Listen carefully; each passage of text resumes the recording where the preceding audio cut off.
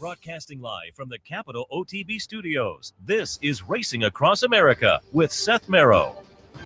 We'd like to thank Woodbine for their sponsorship of this program and some of the other programming and events here at Capital OTB. Woodbine open now through December, featuring great racing, including the King's Plate coming up in August, Turf Champions Day with the Woodbine Mile in September, and much, much more. Woodbine Racing, great racing north of the border.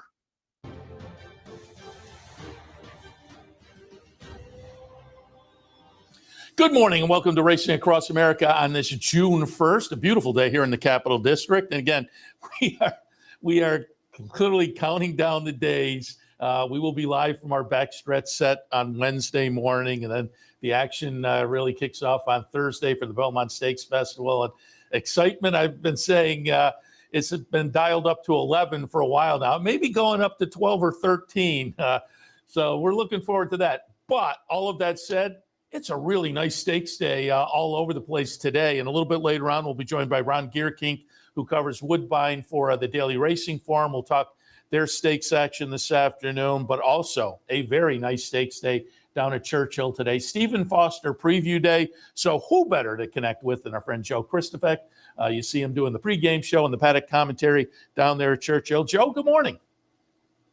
Good morning, Seth. How are you? Very good. Happy to have you on board. And before we talk today, I want to go back a few weeks because I haven't talked to you since the Derby. And first, I want to congratulate you and the broadcast team and everybody down there, because you guys just have to feel like you knocked it out of the park. It was a whole week that was very nice, obviously, but it was two great days, the primary days, Oaks Day and Torpedo Anna, the Derby and Mystic Dan, and Travis got his due with a lot of coverage and national coverage for his call.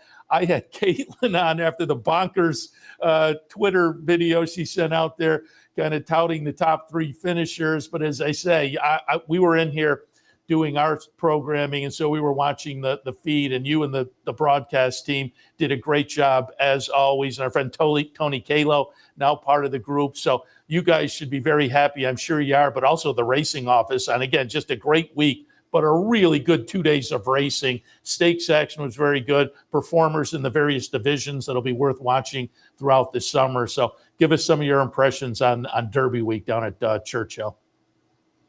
Yeah, the last handful of derbies have been adventurous, from all the scratches going into the race last year to, disqualifications and September Derby a few years ago during the pandemic.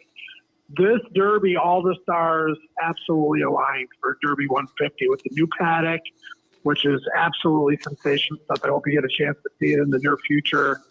The race itself, starting with Oaks Day and Torpedo Anna for Kenny McPeak and Brian Hernandez, but then an improbable Derby double with Mystic Dan, who got that tremendous ride from Brian. I saw Brian at Grand Force's Crawfish Boil the other night. I said, man, I can't even look at you the same way anymore. To win the Oaks and then win the Derby, and he just takes it all in stride, and just a true professional class act. So we had local guys win the Oaks and the Derby. The racing was memorable. The handle was, off the hook. We had some issues with the weather, but all things considered, especially Derby Day, it was great. People just enjoyed themselves to the max here from a social and horse racing perspective. After the races were over, we're all just so happy that it's over. We got through it, but there was just extra satisfaction this year because of how well everything went, the storylines and everything that went with it. So, yeah, we're super proud of it. We built a lot of momentum during the course of this meet as well. And just to turn it around real quickly on you, because I know we got 6 stakes to get through. What's it like with this early start with Saratoga and this Belmont Festival? I heard you talking about, getting ramped up and up to an 11, 12, and 13. Is it weird? Is it exciting? Is it a combination of all that stuff? Oh, it's bonkers. I mean, obviously people recognize me from the network here. And going back to the announcement in December, I'll be in the supermarket and people are like, you ready? You ready? People are believe me, as I say, it's ramped up. It was at 11. It's going to 12 or 13 on the scale now. We are really looking forward to it. I think it's going to be a lot of fun. And then hopefully we're as successful as, again, you guys were down there on Derby week because, as I say, congratulations down there. But, yeah, we're looking forward to it. And we are also looking forward to, just a few weeks after the Derby, another big stakes day down there. Stephen Foster Preview Day, as you say, 6 stakes. Before we get to it, you and I were talking before we went on the air. Give us a little update on the weather. Yeah, I mean, right now everything's great. So there is some rain in the forecast. I would assume that we would keep these stakes on the grass, but I can't guarantee any of that. And I guess we just got to take it hour by hour leading up to first post. You know, we have made preemptive strikes in the past of taking races off the turf when we knew there was absolutely no chance we weren't going to get hit by severe weather. So it's a wait and see kind of thing right now. But at the same time, a lot of these are races that are, you know, high quality on the card or dirt races anyway. And the stakes on the back end of the card, I would guess, unless it's just torrential, we would do everything in our power to keep them on. So I'm just going to, you know, stick with my original opinions and make adjustments on the fly. Sounds good. All right. Let's jump in here and we'll kind of work our way backwards. Things wind up the 11th race, the Audubon. We're looking at 3-year-olds on the turf. That is very much a subdivision I like throughout the year. I always say that this subdivision starts early in the year and goes right to the end of the year. And it seems like almost every venue has some kind of 3-year-old turf stakes race. The Audubon is one of those.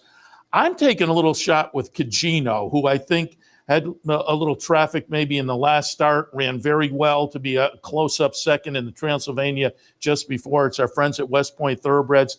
And I pulled up a little replay of the American Turf last time, where, again, Cagino is going to wind up 4th. So keep your eyes on that 11 Chicklet. The winner's number 2, Trickery, who ran 3rd last night at Penn National in the Penn Mile.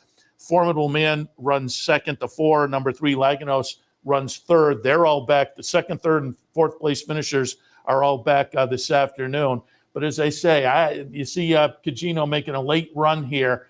I'm going to take a little pop with the West Point runner. How did you see the Audubon? Yeah, it was interesting. He lost position in the first turn and had an uncomfortable trip, and it was wide, you know, on the second turn. And he added blinkers last time, which I thought might get him a little bit more forward into the race, but it didn't. I thought maybe the blinkers would come off today, but the blinkers stay on, and he ran a much better race than it looks in the American Turf. I've got him picked 2nd behind a horse that I think will be a better price in Cameo Performance for Brendan Walsh, off the boat last out at Keeneland. And I know this horse is jumping right from a maiden race into a stake, but was 4 to 5 that day, was very highly regarded.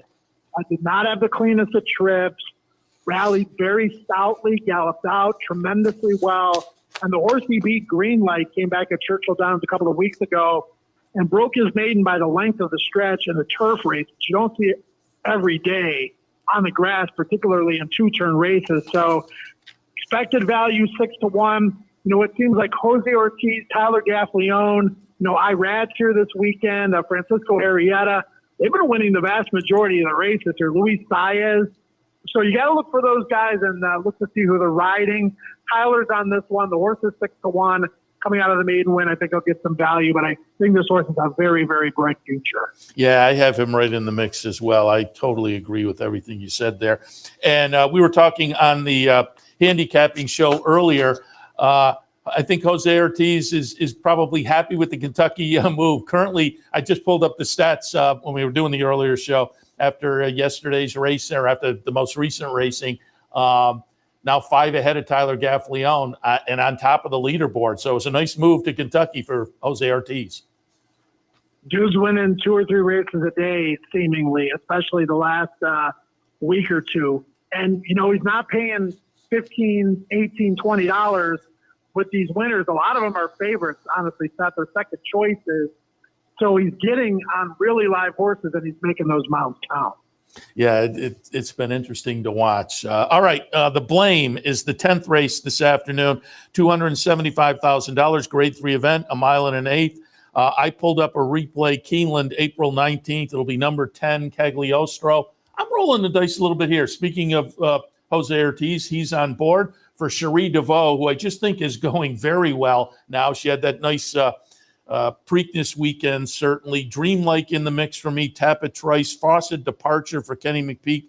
I thought was a little bit interesting, but this is a fun field of stakes performers. Your thoughts in the blame? Yeah, Uncle Jake, Classic Causeway, and 5-Star General all ran on Memorial Day, so they're out.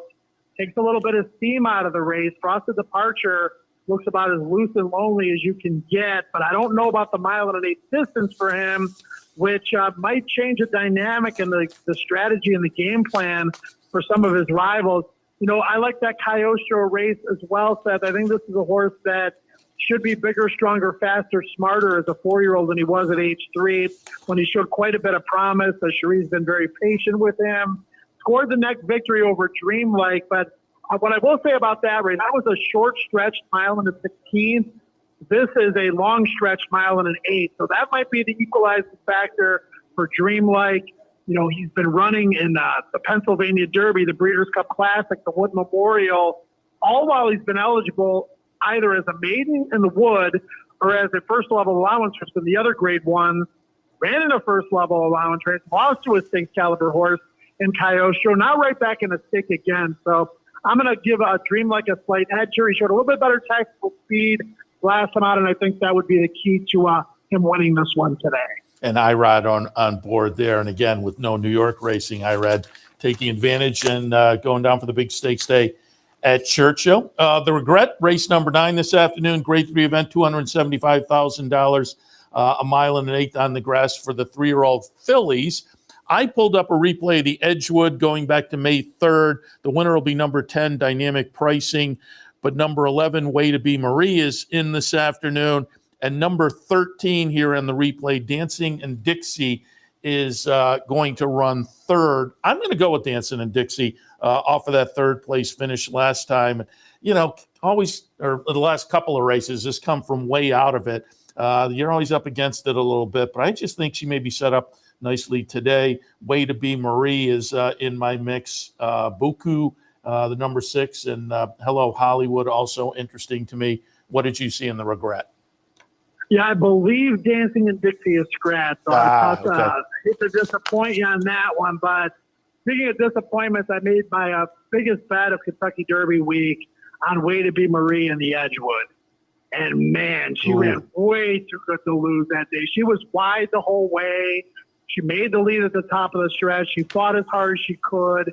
She got beat by Chad, you know, basically right on the wire. Now she comes back against maybe an easier field, going 1 1/8 with the rail draw and natural speed. She can go to the lead if the fractions are slow. She can split the pocket if they're a little bit on the quicker side. Love the way she ran through her maiden and first level allowance conditions at fairgrounds, races that are better than they look on paper, and she really backed those races up and legitimized herself in the Edgewood. So Way to Be Marie for me. I cashed on her at fairgrounds. She owes me a little bit for the Edgewood. She doesn't owe me anything, actually. I mean, I cashed on her, but not as much as I could have. But we're not going to get 11-1 today, unfortunately. I was about to say, you're not going to get the 11-1, and that's a brutal beat there, as we just watched Way to Be Marie running second. Yeah, I'm disappointed. Dancing and Dixie, I was looking forward to that one. But we will turn the page and make it work. 8th race at Churchill today, the Shawnee Grade 3 event, $275,000, again up for grabs, a mile and a 16th for the ladies. And boy, this is a really nice field in here. I pulled up the allowance optional claimer back on Derby weekend. We'll see number 6, Scylla, get it done. I thought this was a nice little confidence builder for the Belmont trainee. Javier Castellano back on board again this afternoon. But you have Zajira in here. She's has to be better than that last race, obviously. Wet Paint, who had such a nice career so far, 8 exacta finishes and 12 starts for Brad Cox and Godolphin. Did run 6th in the Apple Blossom, but I think she's probably better than that. Hidden Connection is always a little bit intriguing, but I'm going to look for Scylla to go back-to-back in here off of, as I say, what looked like a nice little confidence builder last time. How did you see the Shawnee? How often do you see horses with an equipment change after a 7-month Yeah. We were talking about that on the handicapping show. No, and I don't know what you guys said, but to me, especially recently, and it doesn't matter if it's with better horses or cheaper ones, normally when a horse makes an equipment change off a win, they win again. There's a reason why he's putting the blinkers on off of a 7-leg victory. So, we know the pedigree's there. 2-turn race at Keeneland. She ran third a couple of races ago, but didn't have the cleanest of trips, and that was a legitimate field in the double dog there. I picked her second, but I went with the enigmatic Hoosier filly on top. The horse that was that's all bold. the rave at age 2. All the rage at age 2, a major disappointment for the most part at age 3. But the Oaklawn races are very good. And the sprint race in the matron was a prep for the follow-up start. And I know she didn't beat anything in that stake at Oaklawn. It was the way she did it. She showed several different gears that day. She galloped out like a monster. She looks to me like a horse that has just matured from ages 3 to 4, not only physically, but in the way she goes about her business. And, an exciting prospect earlier in her career, she just did not deliver on those promises at age 3. But I think Tom Amoss has done a pretty good job. We put her over her head in a lot of those races last year. But I think for the most part, regrouping, bringing her back at 4, following the plan that he's following, giving her a confidence boost last out, I think they pay major dividends here this season. What are you looking for odds? Because she is interesting, but we talked about her on the handicapping show earlier too. Just what you said, she kind of never really lived up to the early promise, and the numbers, the buyer numbers, just never really moved up to a super promising position. So, 6-1 on the morning line. I don't know that I'd want less than that. What are you looking at? I would probably, I'd say 5-1 would be my 4 on her. With Tom Amoss horses, it's interesting, and I know this is a stake, but when they're live on the tote board in the win pool, I don't care what class level it is. When they're live on the tote board, they're live in the race. So this horse, if she's live on the tote board, that's going to tell me something and probably increase my confidence. If she opens up 3-1, floats up to 5-1, I'd be more than fine with that. But I wouldn't want any less than 5-1 on her. Yeah, as I say, she is very interesting, certainly. Speaking of interesting, the Aristides, race number 7 this afternoon, 4-year-olds and up sprinting 6 furlongs. I couldn't get past Skelly. My partner on the handicapping show this morning, Anthony Mormino, tossed Skelly completely. Didn't think could put the. That's what I said exactly the same thing. Didn't think could put. What was his reasoning? I just didn't feel like they could put these kind of numbers together for a sustained period. But boy, I took a shot against him 2 starts back with Tejano Twist, and at that point in the Count Fleet, I said, "Nah, no more, just too good." And we're going to take a look at the follow-up to the Count Fleet, the Lake Hamilton last time, and it will be number 6 Skelly getting it done for Steve Asmussen, who has been so proficient with sprinters over the past few years, and I think this continues that trend. Anchors may be interesting. Pain, Hear My Song. But I couldn't get past Skelly with the lineup at triple digits. How did you see it? I don't know where. What do you mean he can't sustain? His last 8 numbers are good enough to beat this field, right? I mean, this horse broke slowly in his last couple of races, and he just rushes up and just relaxes on the lead and just keeps going. Hey, I'm all for trying to beat heavy favorites if. You can beat this horse in the multi-race wagers and get the other ones right. It's going to be a huge benefit to you. But when you got a favorite like this, you're always like, well, if not him, then who? And you look around, and the horses that seemingly have the best chance are deeper out the back closers. I don't think the race is going to set up for him because I think Skelly is going to run everybody off their feet. Those are the kind of horses that can pick up pieces for second or third. Hear My Song's a nice horse. He should get the right trip. I got him picked second. He's going to keep Skelly in his crosshairs, you would think, from that outside post. He would be my alternative, but Skelly's just too good to me. I'm right. Who's going to keep him honest, Seth? Who's got the kind of speed that he has to even keep him honest in this field?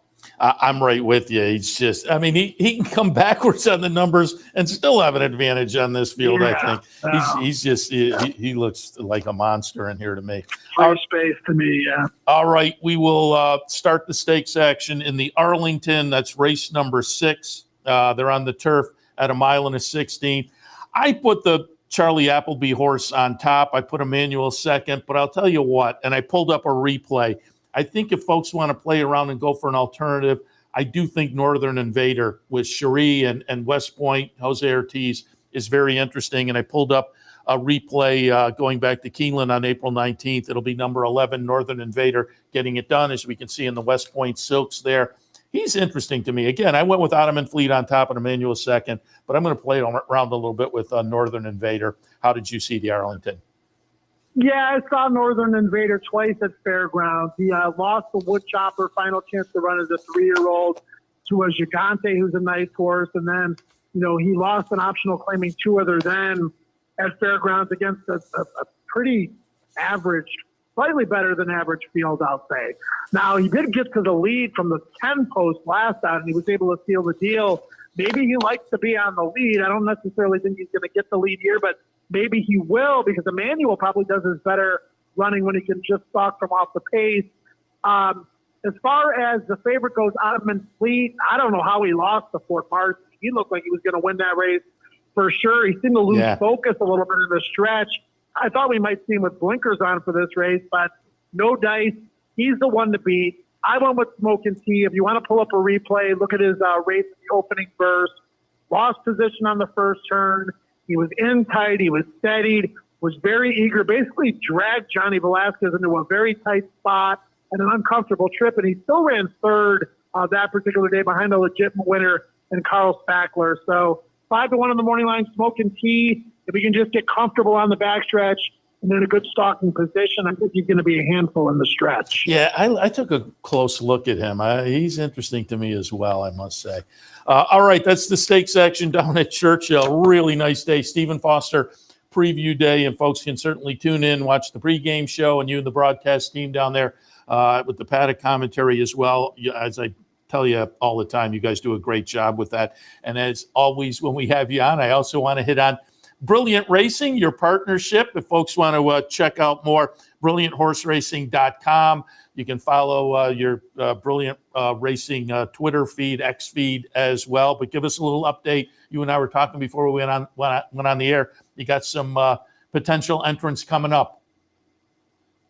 Yeah, we got Johnny's Fireball, who we claimed with Aces Suited Racing, and Justin Nicholson, DC Racing of David Levitt Sr., and he's been great to us.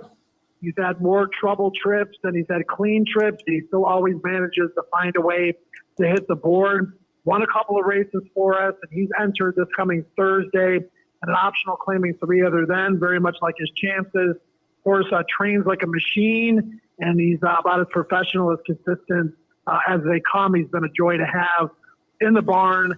And we've got another very nice filly. She ran second a few weeks ago at 20-1. Her name is Spider Woman, and she's entering today to run next Saturday. She ran in that race against the high-profile mare's first foal, Kofefi. Thank you, Tony. Couldn't think of the name, but it was Kofefi's foal, and she broke slowly and rushed up and ran fourth, but our girl ran a very professional race. She galloped out great. We get a little extra distance to run a week from today if she gets in. And Michelle Lovell has her, and we're super excited about Spider Woman next week and moving forward. And then we're going to announce a new partnership this summer, Seth. For those people that are interested in joining us, check out the website, but also look for our promotional materials that are going to come up in the next few weeks. Plan on attacking the September yearling sale with Vigor, and Brooke Smith, who is one of the part owners in Sierra Leone. We own Spider Woman with him. I think we're going to do some further business with him as well. And he's just really, really good for the game, cares about the horses, gives to a lot of charities with his winnings from the horses that he does own, including Sierra Leone. So super excited about Partnership 6. I'll look for more information in the coming week. Again, brillianthorseracing.com. If folks want more information, you can follow the Partnership's Twitter feed as well. And I'm looking at the Twitter feed right here. And speaking of Spider-Woman, there were some great pictures of, there were some kids visiting the backstretch within the last month and a half or so. And we're reading stories to horses. I think Spider-Woman was the horse they were reading to. And that was kind of a cute little series of photos there. She is the cutest horse on the backstretch, and I'm not just saying that. It's like when you say your dog or your cat or your kid is the cutest. That's kind of how we feel about her, but she's very photogenic. She's got a white snip on her nose that's very rare for a thoroughbred. And, she's just a very spiritual animal. She is great to visit with. I brought my mom, who's been having some health issues, over to see her a couple different times. Just very gentle with the kids, gentle with older people, and nice. But a beast on the racetrack. So that's what you like in a horse, if you can find those rare qualities. And I also scrolled up. There's a nice picture of you and Eskinford, Kenny, as you call him, who is a longtime producer for you. As the note says, 49 races, won 6 of them, and that's part of the fun of a partnership, to have a horse like that that's out there running and doing well. And so if folks want to be involved, and I know in the past there have been locals involved in Brilliant Racing Partnership. So again, check out the website for more information there. Joe, as always, appreciate the conversation. We'll be looking for you when I'm doing the afternoon show today for the pregame show and the paddock commentary, because again, pass on the word. I think you and the guys and gal do a great job down there. So always appreciate the time, and we will talk again. Hopefully, we were talking before we went on the air, Johnny's Fireball up in Saratoga, and hopefully we'll see you up in Saratoga. Yeah, that's a tentative plan to bring him to Saratoga. I haven't been there since the pandemic. Love spending time with you, good friends Wayne Bertrand and Brian Lustier, and Brian Adler doesn't make it up there like used to when he lived. He was on your show, but maybe we can get him out there somehow, some way, and have a little bit of a reunion of sorts. And yeah, with the Brilliant Racing thing, if you want to get in, low investment, low risk, fun group with people that really care and take care of their horses, then you should definitely look into us. Very good, Joe. As always, appreciate the visit. We'll talk again. All right. Cheers. Thanks, Seth. Thanks, Joe. Joe Kristufek from Churchill Downs on a big day of Churchill action. Let's take a quick break. We'll shift our attention. Nice stakes day up at Woodbine today as well. We'll talk about that with Ron Gierkink from the Daily Racing Forum right after this. Stay tuned. It's been referred to as possibly the best equine-themed gift shop on the planet. Impressions of Saratoga. Impressions of Saratoga, celebrating the Saratoga and equestrian lifestyles. It's your number one choice for Saratoga souvenirs, apparel, and gift shopping. We have gifts for the entire family, and we're pet-friendly too.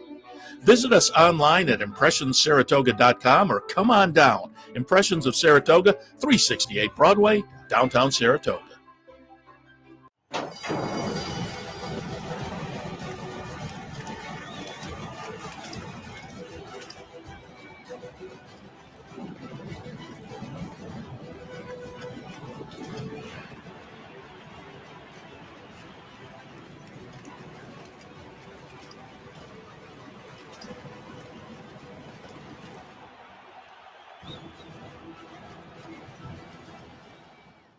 Birdstone is an outside front. They're coming down to the finish. Can Smarty Jones hold on? Here comes Birdstone. Birdstone surges past. Birdstone wins the Belmont Stakes. In front, but here comes High Chaparral. High Chaparral, the defending champ, to take it to Paul Brown. These two arch rivals head to head with Joe Hart bearing down on them. It's going to be a 3-horse photo finish to the turn. Here's the wire. Photo finish.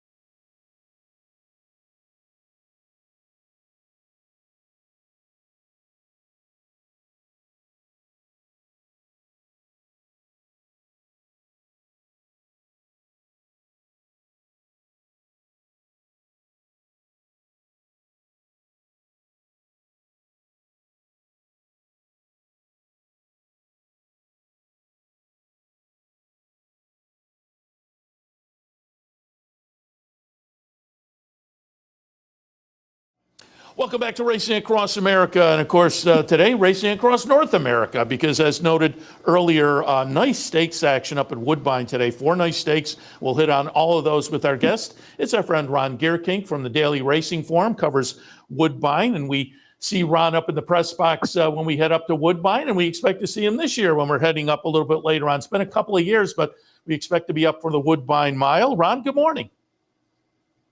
Yeah, Seth, good morning to you, too. I hope you can make it for that weekend. That's going to be a great weekend of racing, the Woodbine Mile, with the adding the EP Taylor into that card, too, this year. Yeah, we're looking forward to it. As I say, we haven't been up in a couple of years now because we used to go for the Queen's Plate, which is now the King's Plate, but now that has been moved into the summertime when we're at Saratoga. But we look forward to a little post-Saratoga up there for the Woodbine Mile because, again, we're treated very nicely by the folks at Woodbine, and we all love turf racing and 2 turf courses, and so always enjoy our time up there. Speaking of racing, great racing today. Give us a little update on what your weather looks like.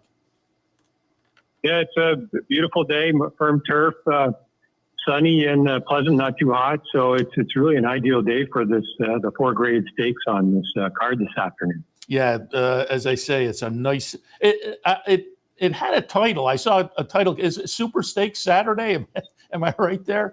That's what they've called it. Yeah, nice, they've given it that name, and yeah, they grouped them all together. And it should be a good handle day today. It's certainly the best card of the meet so far this year. Yeah, it certainly is a fun little stakes afternoon. And let's jump right in. We'll kind of go in chronological order. Stakes action starts in the 5th with the Jacques Cartier Grade 3 event. They're going to go 6 furlongs. I pulled up a replay here of the Thorncliffe. This was going back to beginning of May, and it will be number 5, Candy Overlord, getting it done in here. And I kind of like Candy Overlord off of this one. Running a close-up second, however, is number 8, Flag of Honor. He's back today as well, and they're right there in a close-up finish just a few weeks ago. They seem to have an edge, but I thought Step Forward was interesting. I think Ironstone is interesting. How'd you see the Cartier? Yeah, I look at Candy Overload and Flag of Honor as the 2 best sprinters at Woodbine, and it's a pretty cool rematch. Now going into that Thorncliffe, Candy Overload had won a stake at Turfway in his season, coming up a long way up. So he had the edge over Flag of Honor that day with that race under his belt. Now, Flag of Honor, after winning the Kennedy Road here in November, he did not go away for the winter. He stayed in Ontario. He played in the snow. And, you kind of thought going into the Thorncliffe, he's really going to need that race. And he really ran a bang-up second after a wide trip. So I think maybe he has the edge today just with getting that race under his belt. He's come back to work good, and he's been reunited with Kazushi Kimura, who was up for his winning the Grade 2 Candy Road here in November. So, and Candy Overload is a closer trained by Mark Cassey. Cassey also sends out Step Forward, who's coming off a front-running allowance win on opening weekend here. I think it's they complement each other, right? They're both owned by Gary Barber. So Step Forward will be setting the pace for Candy Overload. And hey, Step Forward, but probably get loose on the lead. Who knows how far he'll go. He's got to shut the wire them if he can duplicate that comeback race. So that's the way I see this race.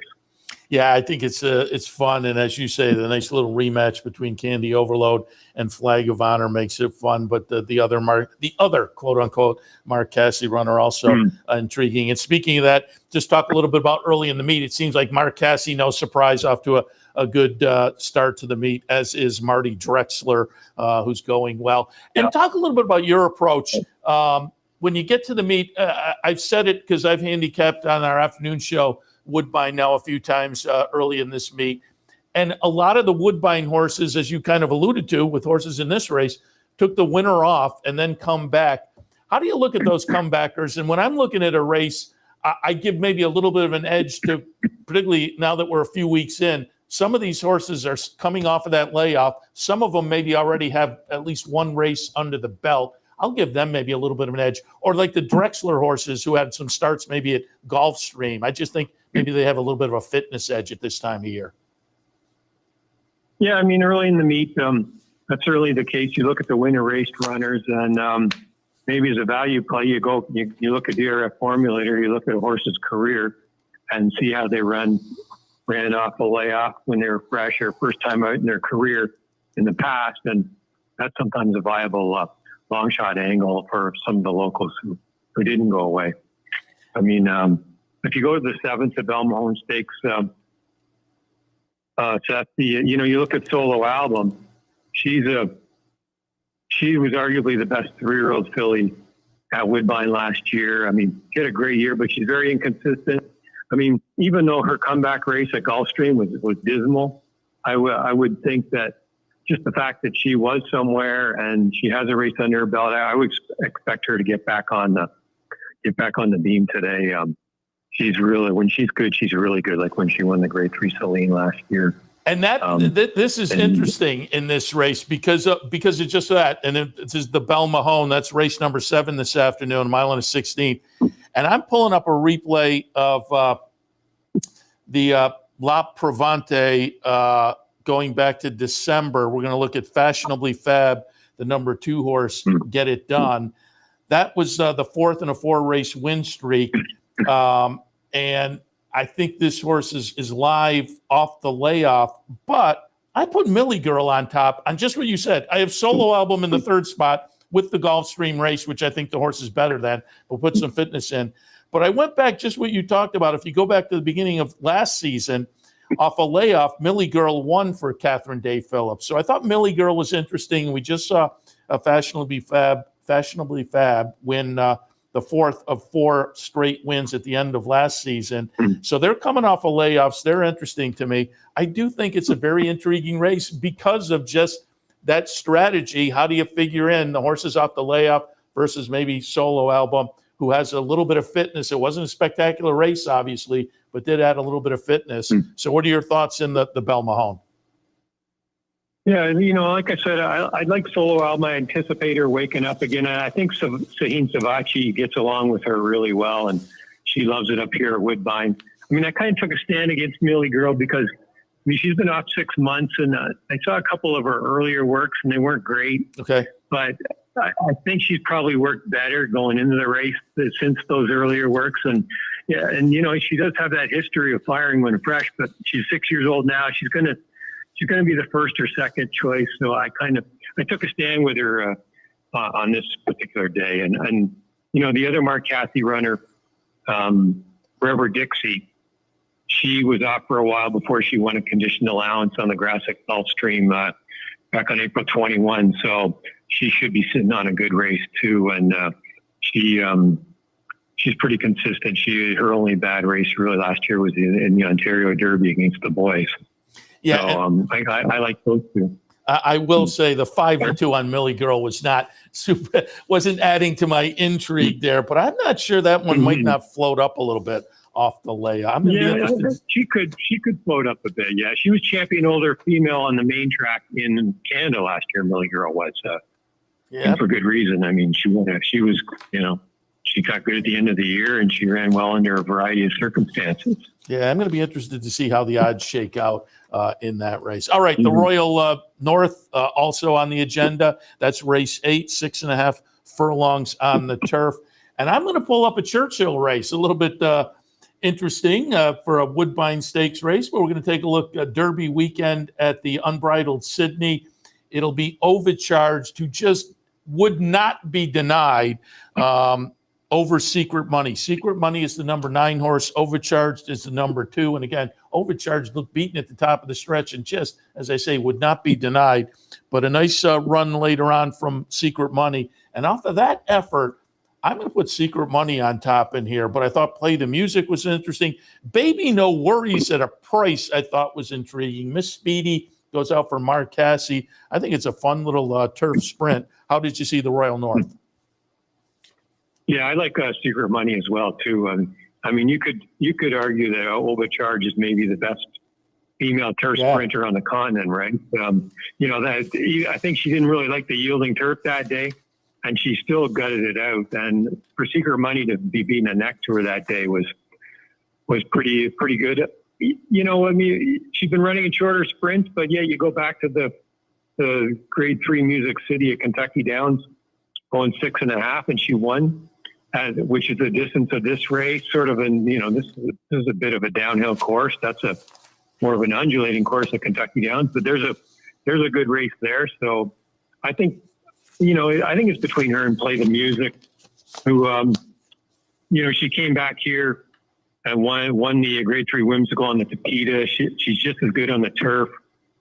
She won that Lightning City at Tampa back in February, and Cassie thought, he told me that she maybe didn't like being in the one hole when she ran the Giants Causeway at Keeneland. That was her subpar race from the winter. But Cassie's also running Miss Speedy. He said that she didn't like the Ewing turf in the Bridal Sydney as well. And, back before that, she won her comeback race going 5/8 in a condition allowance at Gulfstream pretty nicely. So, third start off a layup here with Savachi riding. Savachi was won under before. She's a horse who could be competitive, I think, at a, 6, 7, 8 to 1. Those are the three I like, really. I mentioned that hot trainers earlier. Until you were talking, I took a look. Savachi, he's in at 43% so far. That's a pretty good start to the meet. Yeah, he's had a lot of suspensions to start the meet, so he's had not a lot of mounts. But Gary Barber loves him. He rides a lot of the Gary Barber horses. Sheesh. He could have a good day today. He could win, 1 or 2 stakes. Yeah, 43%. Yikes. And we wind up the stake section with the Eclipse. Nice race. Grade 2 event, mile and a 16th. Your preview in the racing form, you mentioned a couple of champions in here. I'm taking a little shot. I'm going back 2 races back for this horse. March 21st at Gulfstream. We're going to look at number 4, JP Hellish, Get It Done. Subsequent to this race, ran a close-up third at Gulfstream and an optional claimer as well. But I thought JP Hellish, off these past couple of races for Marty Drexler, with a pretty good record up at Woodbine as well. On the return to Woodbine at maybe a little bit of a price, I'm going to use that one. But Get Smokin' is interesting. Tyson, Skyro, Paramount Prince, the King's Plate winner last year. This is a fun edition of the Eclipse. How'd you see it? Yeah, Tyson he was champion older male last year on the main track. He's worked well for his first start of the year. I mean, he won 2 graded stakes on the Tapeta, and really maybe his best race was when he went to Saratoga and finished third in the Jockey Club Gold Cup. That wide, he had a trouble trip that day. He was wide. I mean, Paramount Prince was last year's King's Plate winner. He's a need to lead type. He had found a cozy spot at Gulfstream in March where he was eligible for the first allowance condition. And I watched that race. The Tapeta was speed favoring that day. He got an easy lead and kind of cruised home. He's trained by Mark Cassie. It was surprising that Cassie supplemented Get Smokin' into this race because he's a front running turf expert. He's been off since he won that $1.6 million Kentucky Cup turf race. Now he's a need to lead type 2, but he's worked super on the Tapeta. I think that's what swayed Cassie to supplement. He's drawn just outside Paramount Prince, who's a fast breaker, so I would expect him to maybe try and track them. They're, the 2 stablemates are not going to go head and head, you would think. So Get Smokin' could sit off Paramount Prince and see how far he can go, and it could sit up for Tyson, or maybe JP Hellish will get a nice stocking trip inside amongst all of them. But my top pick was Get Smokin'. I think maybe 2 to 1 on the line is a little low, but we'll see. And, he's been off since September, but you win one of those Kentucky Down stakes, I guess you could take quite a bit of time off and you're still okay financially. $1.6 million in the bank for that one. Nice runner for Mark Cassie. Ron, as always, appreciate the visit. Wish you and everybody up there a fun afternoon at Woodbine with really some nice stakes action up there. I'm really looking forward to it, but we appreciate the visit. We'll talk again. Yeah, thanks for having me. Thanks. Appreciate it. Ron Gierkink, again, covering Woodbine for the Daily Racing Form. And as I say, looking forward to a little bit later this year making our return visit up there. Always get treated well. And if you have never been to Woodbine, it's a fun, easy trip. You pop up the thruway to Buffalo and take a right turn and get into Canada, and a short way into Canada, and you're right in the Woodbine neighborhood. Maybe, if you have time, you can plan a few days and maybe make a stop over at Fort Erie and maybe make a stop at Finger Lakes. And but it's worth the trip, certainly. A lot of fun. All right, we'll take a break. When we come back, we'll hit some news and notes before we wrap it up on this Saturday morning. Stay tuned. Sometimes it pays to go with the flow, to check your worries at the door, to reconnect with your crew, to follow the thrills and the flavor, to roll with it and see where it takes you, to enjoy every minute to its fullest, and to dance like there's no tomorrow. You can do that here at Rivers Casino and Resort Schenectady, where the good times flow.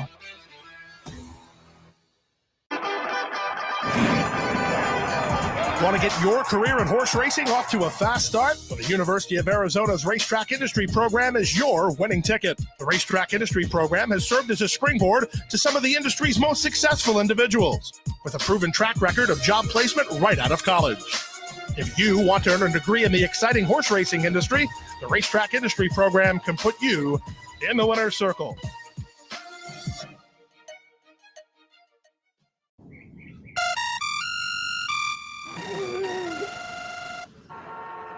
Come on. I want sales reports on my desk by Monday. Whoops. My bad. Love racing?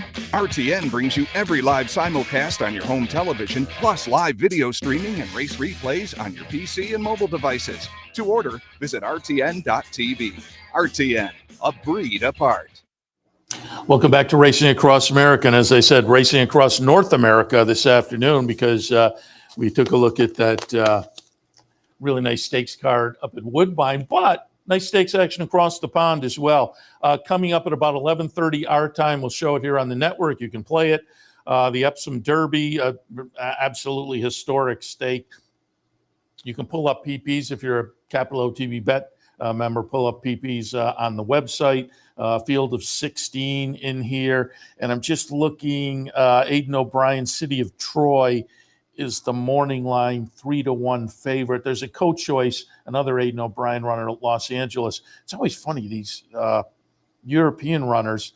I mean, they come in, it's 1.5 miles on the turf. City of Troy, it'll be the 5th career start. Los Angeles, it'll be the 4th career start. There's another horse, Cambo, making the 3rd start of the career. Voyage is making the 2nd start of the career. And it's always intriguing how lightly raced these horses are to enter 1.5 mile race. Interesting horse to me, you know, the second choice. So I'm not touting anything super clever here, but Ancient Wisdom going out for a Charlie Appleby, William Buick on board. Horse with a lifetime record of 6 starts, 4 wins, a 2nd and a 3rd.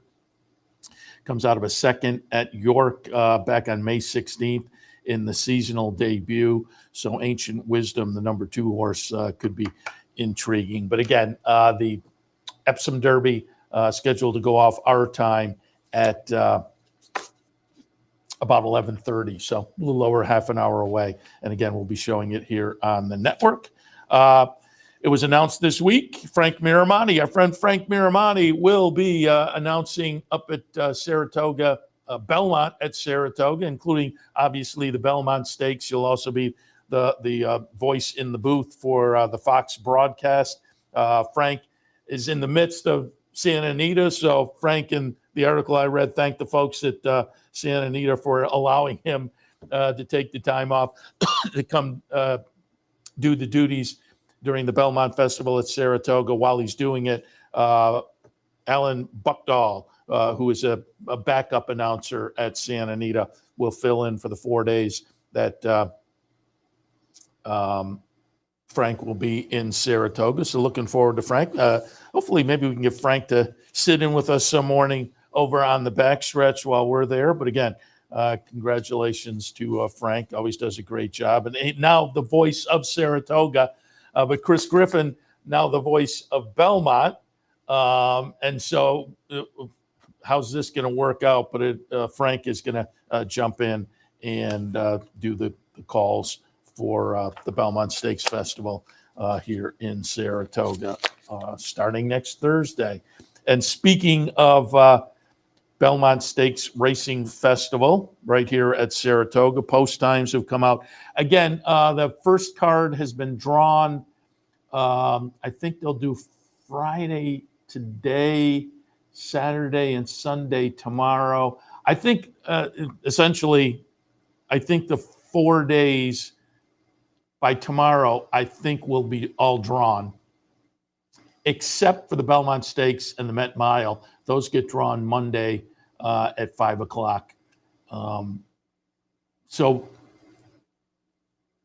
pretty much by the end of the day tomorrow, you'll be able to, at least the first couple of days, you'll be able to jump into. By Monday evening, you'll be able to jump into the whole series. So keep that in mind. We'll be on the here on the network live from our backstretch set starting Wednesday morning. Obviously, we are very much looking forward to that. And I pulled up post times for the 4 days have been announced. This was a few days ago, but if you didn't see, things kick off on Thursday, June 6th. First post that day will be 12:50. It's a 10-race program on Thursday. On Friday, 12 races. And Friday's first post time is 12:20. Thursday, the gates open to the public at 11 a.m. Friday, the gates open to the public at 10:30. But again, first post on Thursday, 12:50. First post on Friday, 12:20. First post on Saturday with a 14-race card Saturday. Again, as is now the standard for big race days at tracks across the country, get out the donuts and breakfast, because first post on Saturday, 10:45. The gates will open at 9 a.m. First post, 10:45 for a 14-race card on Saturday. And then Sunday, we're back to a 10-race card, 12:50 post time. And the gates open at 11 a.m. on Sunday. So there are your post times coming up for next week. Again, 12:50 Thursday, 12:20 Friday, 10:45 Saturday, and 12:50 on Sunday. Excuse me. And again, we are all looking forward to it. We're looking forward to it here because we love broadcasting from our backstretch set. And we expect to be on the air 9 o'clock this coming Wednesday.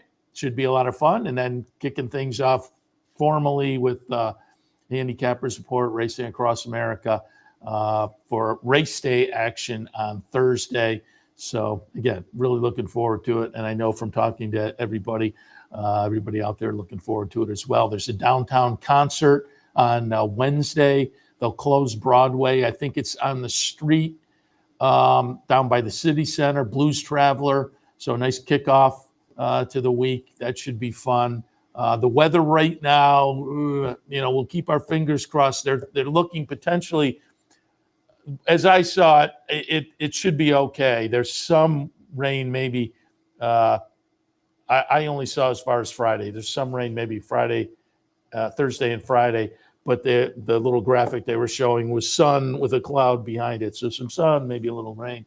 We'll hope for the best there, because everything will be dependent on the weather, certainly, as to how far out of the park this one gets knocked. And I think it's aiming for quite a ways. But again, a lot of that's dependent on the weather. So again, hoping for the best there. But so far, so good. Again, looking a little bit, but it seems it'll be fine.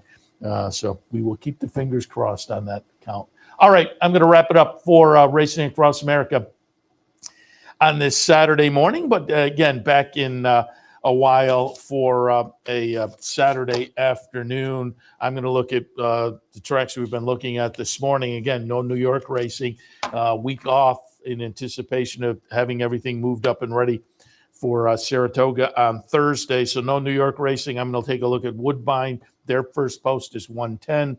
Churchill first post 12:45. So I'll come back probably about an hour and a half or so, 12:30-ish, to kick off OTB Live on a Saturday afternoon. Should be fun because, again, plenty of great stakes action. We're obviously gearing up for next week, but this weekend is plenty good. And looking forward to delving into all the action this afternoon as well. Don't forget, about a half an hour away, Epsom Derby. And then, as I say, I'll kick it off for OTB Live at about 12:30 on this Saturday afternoon. So again, Seth Merrow in the studio, racing across America on a Saturday morning. As always, thanks for joining us. We'll see you in a few.